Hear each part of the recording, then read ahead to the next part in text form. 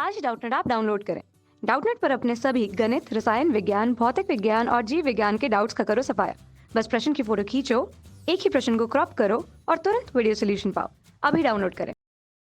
Hello friends, हमारा प्रश्न है संधारित्र की धारिता को परिभाषित कीजिए और सिद्ध कीजिए कि किसी आवेशित संधारित्र की स्थितिज ऊर्जा U बराबर हाफ CV² होती है, जहां C संधारित्र की धारिता तथा V उसका विभवांतर है।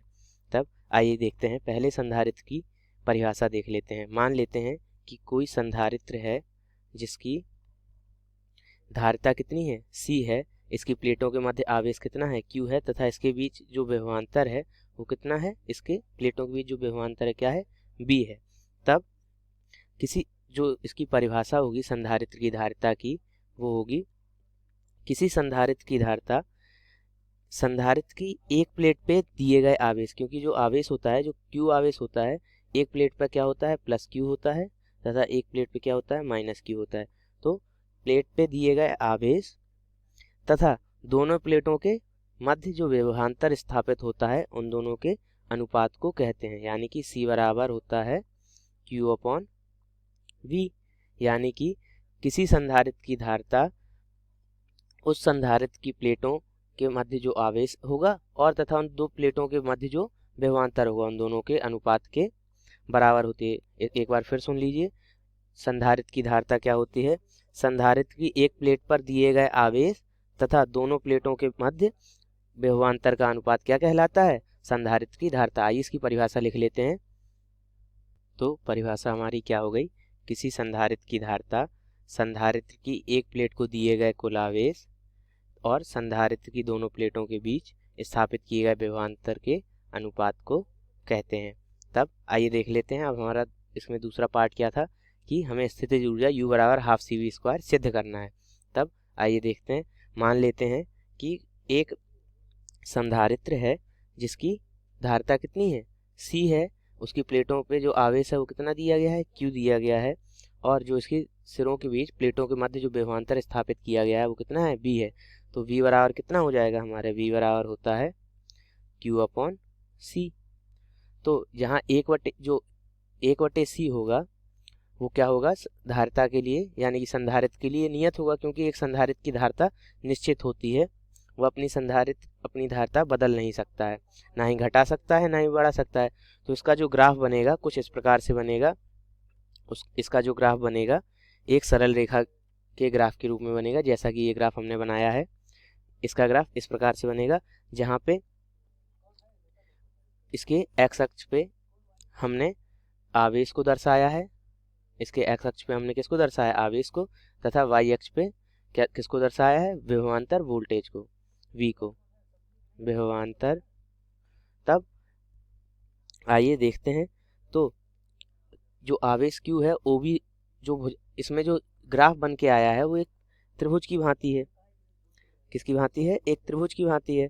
तो किया गया कार्य, जब किसी संधारित्र को कुछ आवेश दिया जाता है तो आवेश देने में उसका कुछ कार्य करना पड़ता है, वो किया गया कार्य इसमें स्थितिज ऊर्जा के रूप में संचित हो जाता है। तब इस ग्राफ के अनुसार हम लिख सकते हैं कि V से Q के ग्राफ के लिए क्या आ जाएगा हमारा। तो एक बार ग्राफ को देख लेते हैं। तो यहाँ पे आवेश x अक्ष पे हमने आवेश को, Q को, तथा y अक्ष पे विभवांतर V को दर्शाया है। तो जब किसी संधारित्र को आवेश दिया जाता है तो दिए गए आवेश में कुछ हमें कार्य करना पड़ता है आवेश देने में।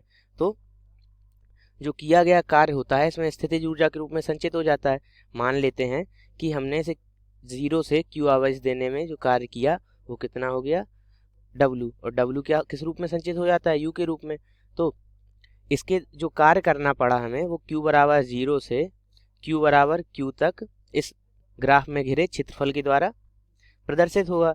Q बराबर 0 से यहाँ से, यानी कि इस बिंदु से इस बिंदु तक आवेश, यानी कि यहाँ आवेश का बढ़ता हुआ क्रम है, यहाँ आवेश 0, यहाँ पर आवेश Q है बिंदु B पर। तो जो इसका किया गया कार्य होगा वो इसके द्वारा घिरे जो निकाय है उसके क्षेत्रफल के बराबर होगा, यानी कि जो निकाय इससे घिरा हुआ है बिंदु OB से, जो निकाय ये घिरा हुआ है किसकी भांति है, यह एक समकोण त्रिभुज की भांति है, तो इसके क्षेत्रफल के बराबर हो जाएगा। तब हम ग्राफ से क्या लिख सकते हैं कि स्थितिज ऊर्जा U बराबर हो जाएगी समकोण त्रिभुज के क्षेत्रफल के बराबर। और समकोण त्रिभुज का क्षेत्रफल क्या होता है? 1/2 गुणे आधार गुणे लंब, आधार गुणे लंब। तो आधार और लंब क्या क्या है इसमें, आइए देखते हैं। आधार क्या है हमारा? OB भुजा है। आप देख सकते हैं जो आधार है O से B तक लिया गया है, इसका आधार क्या है? OB है। तथा लंब क्या दिया गया है? लंब है हमारा AB भुजा। AB लंब है यहाँ पे, तब दोनों के मान रख देंगे। OB का मान क्या है? Q है। तो यहाँ पे यह आ जाएगा हमारा 1/2 आधार का मान क्या है? Q गुणे लंब का मान कितना है? Q/C। तो ये हो जाएगा हमारा 1/2 Q² अपॉन C। तो इसका मान हम रख देंगे। अब हम जानते हैं कि Q बराबर क्या होता है? CV होता है। Q बराबर क्या होता है?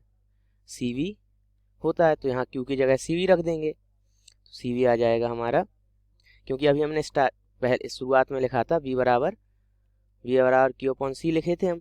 तो यहाँ से Q का मान आ जाएगा C इंटू V। तो इसका मान रख देंगे, ये हो जाएगा 1/2 Q का मान कितना है? C इंटू V, यानी कि CV का स्क्वायर बटे C। तो इसका मान जब हम इसको हल करेंगे तो ये आ जाएगा 1/2 गुणे C का स्क्वायर इंटू V का स्क्वायर अपॉन C। C से इसकी एक घात घट जाएगी, तो ये बचेगा हमारा U बराबर हाफ CV²। और हमें यही सिद्ध करना था कि संधारित्र की प्लेट को दिए गए जो आवेश के लिए जो कार्य करना पड़ता है उसकी स्थितिज ऊर्जा के रूप में संचित हो जाता है। और वो स्थितिज ऊर्जा क्या होती है? हाफ CV² के बराबर होती है, जहाँ V विभवांतर तथा C संधारित्र की धारिता है। Thank you. कक्षा 6ठी से 12वीं से लेकर नीट, IIT, JEE वो एडवांस के लेवल तक 1 करोड़ से ज्यादा छात्रों का भरोसा। आज ही डाउनलोड करें डाउटनेट ऐप या व्हाट्सएप करें अपने सारे डाउट्स 8400 400 400 पर।